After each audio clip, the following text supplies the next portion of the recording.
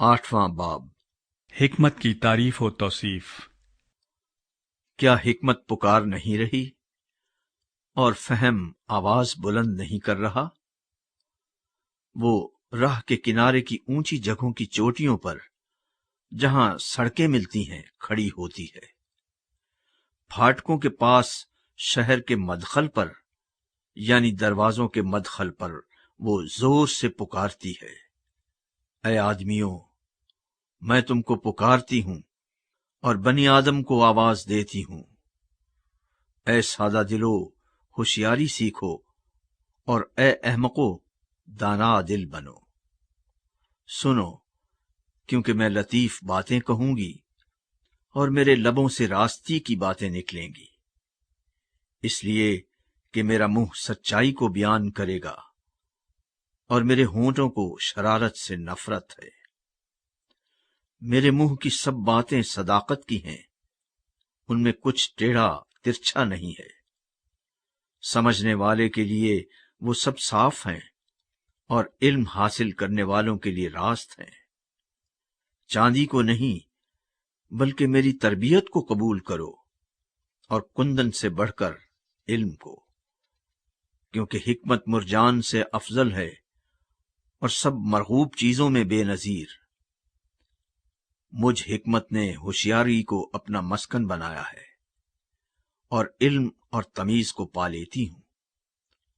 خداوند کا خوف بدی سے عداوت ہے، غرور اور گھمنڈ اور بری راہ اور کج گو منہ سے مجھے نفرت ہے۔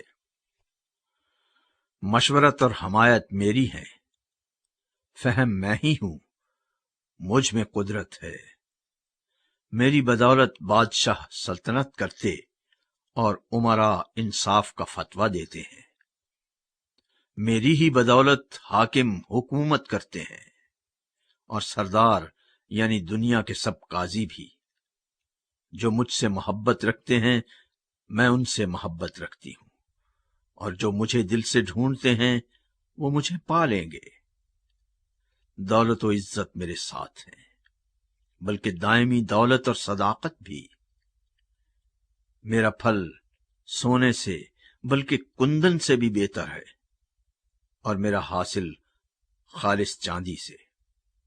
میں صداقت کی راہ پر انصاف کے راستوں میں چلتی ہوں، تاکہ میں ان کو جو مجھ سے محبت رکھتے ہیں مال کے وارث بناؤں اور ان کے خزانوں کو بھر دوں۔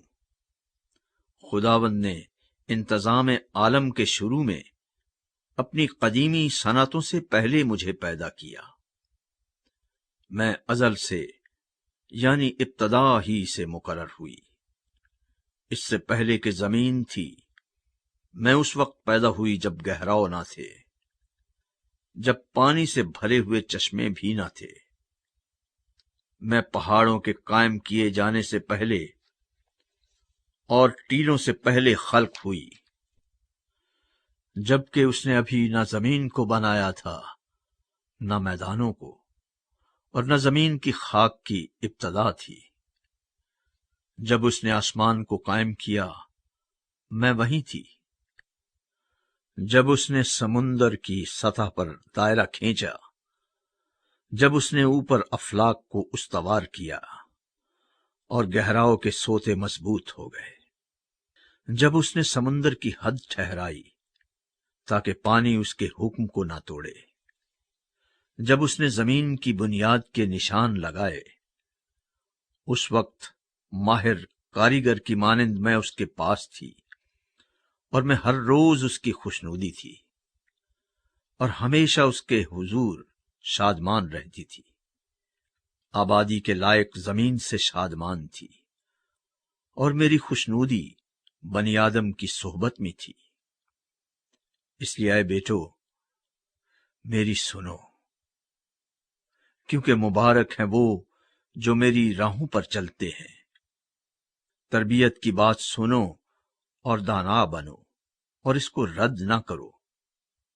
مبارک ہے وہ آدمی جو میری سنتا ہے اور ہر روز میرے پھاٹکوں پر انتظار کرتا ہے، اور میرے دروازوں کی چوکھٹوں پر ٹھہرا رہتا ہے، کیونکہ جو مجھ کو پاتا ہے زندگی پاتا ہے اور وہ خداوند کا مقبول ہوگا، لیکن جو مجھ سے بھٹک جاتا ہے اپنی ہی جان کو نقصان پہنچاتا ہے۔ مجھ سے عداوت رکھنے والے سب موت سے محبت رکھتے ہیں۔